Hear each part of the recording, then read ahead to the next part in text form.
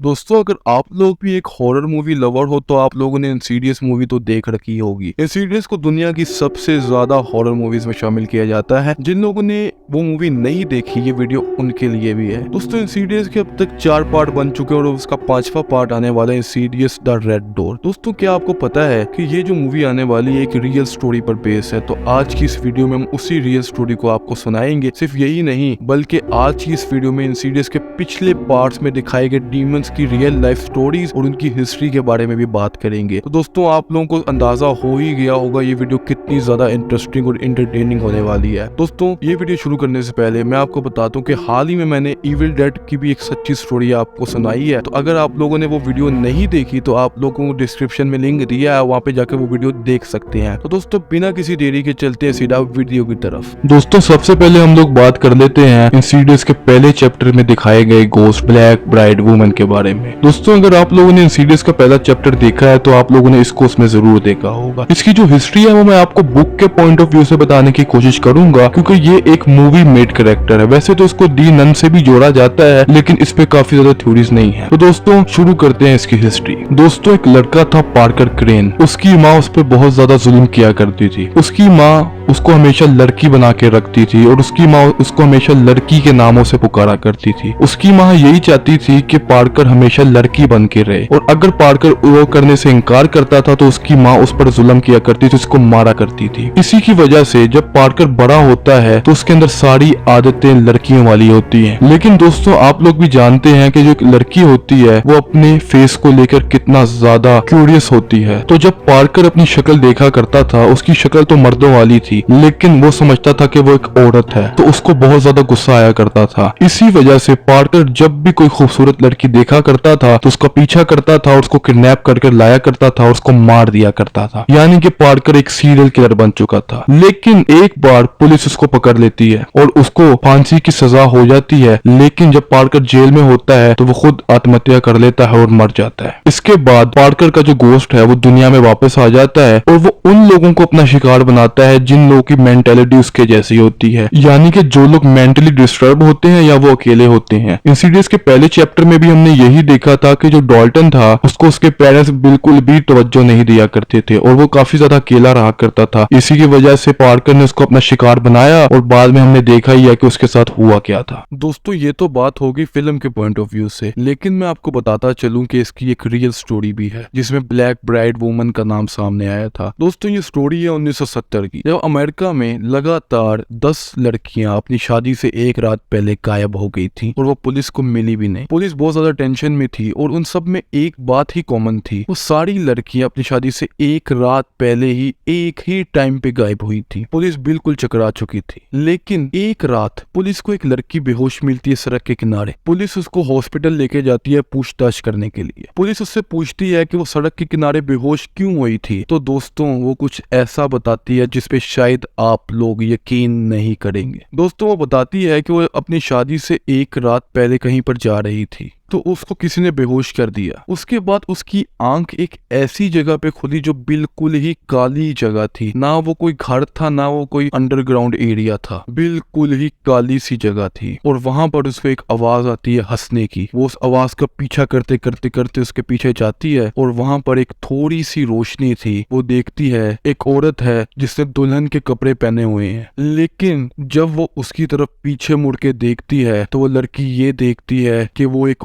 औरत नहीं बल्कि एक मर्द लग रहा था। लेकिन हैरत वाली बात ये थी कि जैसे ही वो लड़की उसकी तरफ देखती है तो वो ब्राइड फौरन से गायब हो जाती है वहां से। उसके बाद वो लड़की पुलिस को बताती है कि उसको कुछ भी याद नहीं, और वो पुलिस से पूछती है कि उसको गायब हुए सिर्फ 2 दिन ही हुए थे। लेकिन हैरानगी वाली एक और बात, पुलिस उसको बताती है कि उसको गायब हुए तकरीबन 1 महीने से ज्यादा हो चुका है, यानी कि उसको 1 महीने तक कुछ याद नहीं कि उसके 1 महीने के साथ उसके साथ क्या हुआ। अब ये केस क्या था? क्या उसको सच में ब्लैक ब्राइड वुमन ने किडनैप किया था या फिर उसको किसी सीरियल किलर ने किडनैप किया था? ये मिस्ट्री आज तक सॉल्व नहीं हुई। हाँ, एक बात ये है कि ब्लैक ब्राइड वुमन में और इस केस में दो चीजें सिमिलर थी। पहला, ब्लैक ब्राइड वुमन जो फिल्म में था, जो पार्कर था, वो भी सिर्फ ब्राइड को ही किडनैप किया करता था और इसमें भी यही स्टोरी थी कि वो ब्राइड को किडनैप किया करता था। दोस्तों, ब्लैक ब्राइड वुमन भी हो सकता है इसी केस से इंस्पायर होकर फिल्म में डाली गई हो। इसके अलावा दोस्तों, ब्लैक ब्राइड वुमन की कुछ पावर्स के बारे में हम बात कर लेते हैं जो हमें फिल्म में दिखाई गई थी। पहली पावर, ब्लैक ब्राइड वुमन किसी भी इंसान को पोजेस कर सकती है। दूसरी पावर, ब्लैक ब्राइड वुमन किसी भी इंसान के ख्वाब में आकर उसको हार्म कर सकती है। तीसरी पावर, ब्लैक ब्राइड वुमन किसी भी इंसान का रूप ले सकती है और किसी भी इंसान से किसी दूसरे इंसान की आवाज में भी बातें कर सकती है। तो ये कुछ पावर्स थी ब्लैक ब्राइड वुमन की। इससे आपको अंदाजा हो गया होगा कि ब्लैक ब्राइड वुमन कितनी ज्यादा खतरनाक।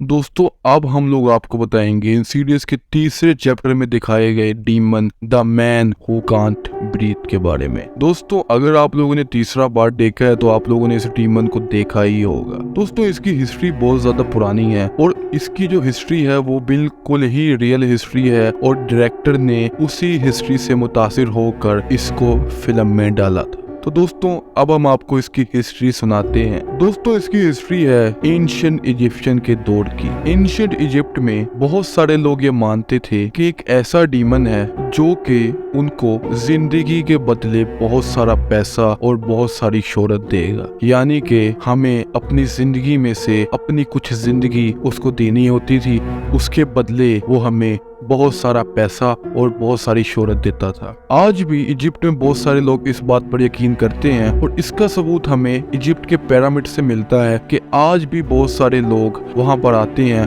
और उस खुदा की पूजा करते हैं। दोस्तों, इसके मुतालिक तो इजिप्ट में आपको बहुत सारे रियल इंसिडेंट मिल जाएंगे, लेकिन वो अक्सर फेक ही होते हैं। इसके मुतालिक एक रियल इंसिडेंट जो मुझे मिला, जो कि बहुत सारे लोग मानते हैं कि रियल है, वो मैं भी आपको सुनाऊंगा। दोस्तों, ये वाकया वाल्कर का है, जो पेशे से एक स्टूडेंट था और वो इजिप्ट से यूरोप पढ़ने गया था। उसके माँ बाप मिडिल क्लास फैमिली से थे और वो खुद भी एक मिडिल क्लास ही था। जब वो यूरोप गया तो उसके हालात काफी ज्यादा बुरे हो चुके थे, क्योंकि उसके पास रहने को छत तो थी लेकिन उसको फाके करने पड़ते थे। उसके पास खाने के लिए कुछ भी नहीं होता था। वाल्कर अपनी जिंदगी से बहुत ज्यादा तंग आ चुका था। वो छोटी मोटी चोरियां भी करना शुरू हो गया था, लेकिन वाल्कर को ज्यादा पैसा चाहिए था और उसको इजिप्ट के इस खुदा के बारे में पता था। वाल्कर ने एक रिचुअल करने का ठाना, क्योंकि इसको बुलाने के लिए एक रिचुअल लाजमी करना पड़ता था। वाल्कर ने वो रिचुअल किया और वो रातों रात ही अमीर हो गया। उसके जो नेबर्स थे उन्होंने ये बताया कि वाल्कर सिर्फ 1 महीने के अंदर इतना अमीर हो गया कि उसका पैसा गिना ही नहीं जा रहा था। उसके पास गाड़ियां, घर, लड़कियां, सब कुछ आ चुका था। लेकिन 2 साल बाद ही वाल्कर की अचानक से एक्सीडेंटली मौत हो गई उसके घर में। पुलिस जब उसके घर में आई तफ्तीश करने, तो पुलिस को पता चला कि उसके जिस्म में ना किसी खरोश का निशान है, ना उसको किसी ने गला दबा के मारा है, ना गोली लगी है, लेकिन वो मरा कैसे है, ना हार्ट अटैक से मरा है, ये बात सामने नहीं आ रही थी। लेकिन तफ्तीश करते वक्त दोस्तों, एक ऐसी बात सामने आती है जो आपको भी हिला देगी। जब पुलिस उसके घर में तफ्तीश कर रही होती है तो पुलिस को एक डायरी मिलती है। पुलिस वो डायरी उठाती है और उसमें देखती है कि वाल्कर ने वो ही डेट लिखी थी जिसमें वो मरा था। जी हाँ दोस्तों, वाल्कर को पहले ही पता था कि उसने कब मरना है, लेकिन सबसे अजीब बात, उस डेट के नीचे ये लिखा हुआ था, in this day I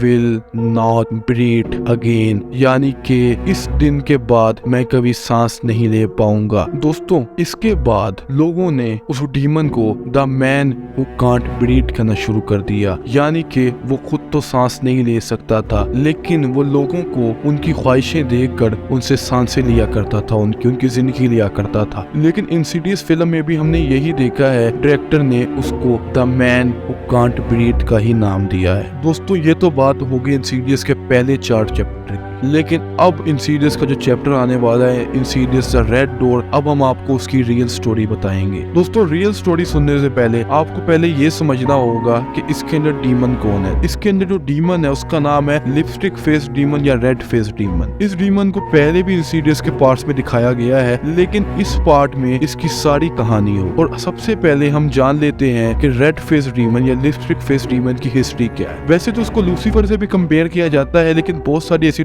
activities है जिसको लूसीफर से अलग बनाती हैं। वैसे तो ये दुनिया में आया था लोगों की भलाई करने के लिए, लेकिन वक्त गुजरने के साथ साथ इसके अंदर गुरूर आता गया और इसने इंसानों को नुकसान पहुंचाना शुरू कर दिया। दोस्तों, लिस्टिक फेस डीमन इंसीडियस के सब पार्ट्स में से सबसे ज्यादा खतरनाक डीमन है। तो आपको अंदाजा हो ही गया होगा कि सबसे ज्यादा खतरनाक पार्ट इंसीडियस का यही वाला होने वाला है। तो इसकी जो रियल स्टोरी है वो अभी मैं आपको सुनाऊंगा। वो सुनने के बाद भी आपके भी रोंगटे खड़े हो जाएंगे। तो दोस्तों चलिए शुरू करते हैं इसकी रियल स्टोरी। दोस्तों, ये वाकया है 2008 का, जब एक बंदा वार्नर अपनी पूरी फैमिली के साथ एक घर में शिफ्ट होता है। वो घर उनको काफी ज्यादा कम पैसों में मिल गया था। वार्नर की फैमिली में उसके 2 बेटे, एक बेटी और बीवी थे। वैसे तो जब उस घर में जाते हैं तो पहले के तो 4-5 दिन काफी ज्यादा अच्छे गुजरते हैं, लेकिन एक रात उनको अपने घर के बाहर से दरवाजा खटकाने की आवाज आ रही होती है। वो बाहर चेक करने जाते हैं तो देखते हैं कि बाहर कोई भी नहीं है, लेकिन उनके घर के दरवाजे पर किसी ने रेड फेस डीमन यानी कि लाल रंग के डीमन की ड्राइंग बनाई होती है।